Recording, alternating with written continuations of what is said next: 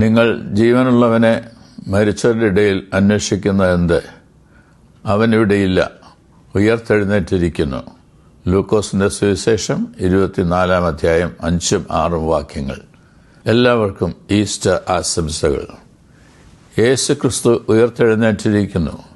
Jesus is risen എന്നതാണ് ഈസ്റ്ററിന്റെ എക്കാലത്തെയും സന്ദേശം. ജീവിതത്തിൽ നമ്മെ തേടിയെത്തുന്ന ഏത് ദുരനുഭവത്തെയും മറികടക്കുവാൻ കരുത്ത് പകരുന്ന പ്രതീക്ഷയാണ് ഉത്ഥാനം. അസാധ്യതകളുടെ സാധ്യതയാണ് ഈസ്റ്റർ. പ്രത്യാശയില്ലാത്ത വിധം മടുപ്പുളവാക്കുന്നത് ഈ കാലഘട്ടത്തിന്റെ ഒരു പ്രത്യേകതയാണ്. പല കാരണങ്ങളാൽ ഇന്ന് പ്രതീക്ഷ നഷ്ടപ്പെട്ട മനുഷ്യരാണ് അധികവും കാണുന്നത്. ലഹരിയും കയ്യേറ്റങ്ങളും കടക്കണിയും യുദ്ധവും ഭീകരവാദവും പലായനങ്ങളും ജാതിയുടെയും നിറത്തിന്റെയും പേരുള്ള വേർതിരിവുകളും മതത്തിന്റെയും സ്വത്തുടമസ്ഥതയുടെയും പേരുള്ള തർക്ക വിതർക്കങ്ങളും നിയമ പോരാട്ടങ്ങളും പണ്ടത്തേക്കാൾ ഇന്ന് വർദ്ധിച്ചിരിക്കുന്നു. ഒറ്റയ്ക്കും കൂട്ടായും ആത്മഹത്യകൾ പെരുകുകയാണ്. ജീവിതം വേണ്ട എന്നും ജീവിതത്തിൽ തോറ്റുപോയെന്നും പറഞ്ഞ് പടിയിറങ്ങുകയാണ് പലരും. ഇനി സാധ്യതയില്ല എന്ന് ലോകം പറയുമ്പോൾ ദൈവത്തോട് ചേർന്ന് ഇനിയും പുത്തൻ സാധ്യതയുണ്ട് എന്നാണ് ഉത്ഥാനം നമ്മോട് പറയുന്നത്. മരിച്ചുവെന്ന് എല്ലാവരും വിധി എഴുതിയപ്പോഴും അത്ഭുതകരമായ ഒരു മടങ്ങിവരവാണ് യേശുവിന്റെ ഉത്ഥാനത്തിലൂടെ സാധ്യമായത്. ദൈവത്താൽ അസാധ്യമായ ഒന്നും തന്നെയില്ല.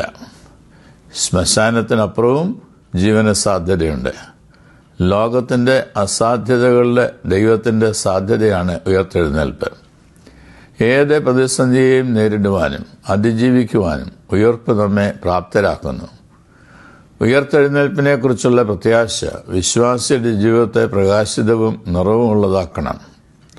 നേരിന്റെ വിജയമാണ് ഈസ്റ്റർ.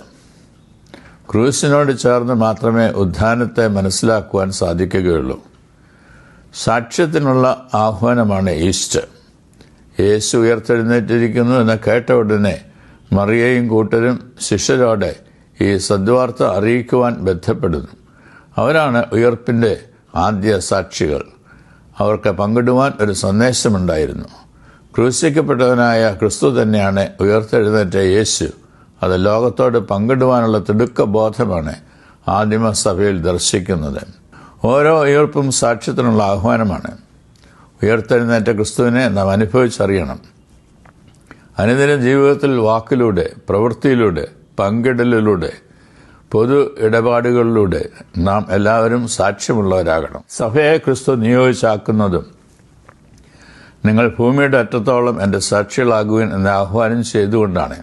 ഈ സാക്ഷ്യത്വം തുടർച്ചയാണ് ദൈവം സഭയിലൂടെ ആഗ്രഹിക്കുന്നത്. സഭ ഉയർപ്പിന്റെ സാക്ഷ്യ സമൂഹമാണ്. ഈസ്റ്റർ കേവലം വർഷത്തിലൊരിക്കൽ അൻപോ നോമ്പിന്റെ അവസാന ദിനം മാത്രം ആഘോഷിച്ച് അവസാനിപ്പിക്കാനുള്ളതല്ല. അനുദിനം നമ്മുടെ ജീവിതത്തിൽ അനുഭവവേദ്യമാക്കേണ്ടതാണ്. അസാധ്യതകൾ സാധ്യതയായി, നേരിന്റെ വിജയമായി, സാക്ഷ്യത്തിന്റെ പ്രേരക ശക്തിയായി ഉത്ഥാനം നമ്മെ നയിക്കട്ടെ എന്ന് പ്രാർത്ഥിക്കുന്നു.